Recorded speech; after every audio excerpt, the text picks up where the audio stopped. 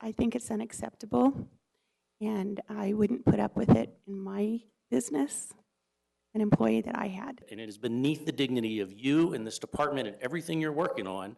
City councilors not mincing words Monday night to Police Chief Harold Medina over the conduct of the official APD Public Information Officer Twitter account run by APD spokesperson Gilbert Gallegos. Let me make this clear. I will work personally to defund that position, to defund that account, and to prohibit the city from using Twitter in that way if we continue to not solve this problem. A quick search on the Twitter handle and you can find tweets like this. Responding to a criticism on crime stats, the handle tweets back, "How is crime in Tanawin?"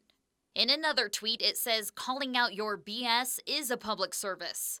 Another user tweets, "What's the rate of cyberbullying and hiding behind a public keyboard?"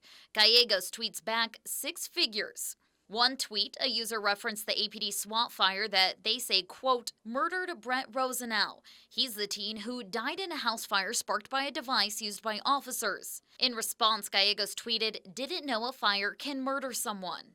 Gallegos is also accused of targeting the former police chief on Twitter. We do not make fun of our former police chief's health conditions on Twitter.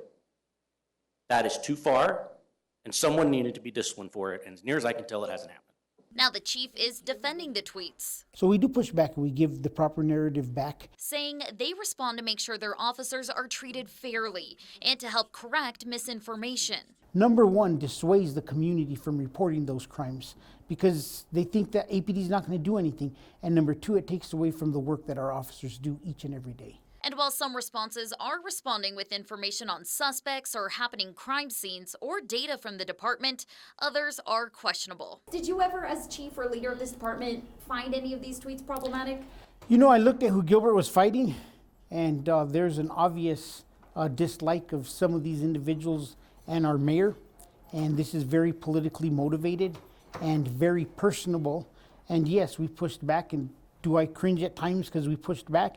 Yes, but I think it's also important. He admits there at times could have been less sarcasm in the Twitter responses, but says the department will continue to push back in a more informative manner moving forward. We're going to be more data-based in our responses, and we're going to be more factual-based in our responses. Annalisa Pardo, KRQE, News 13.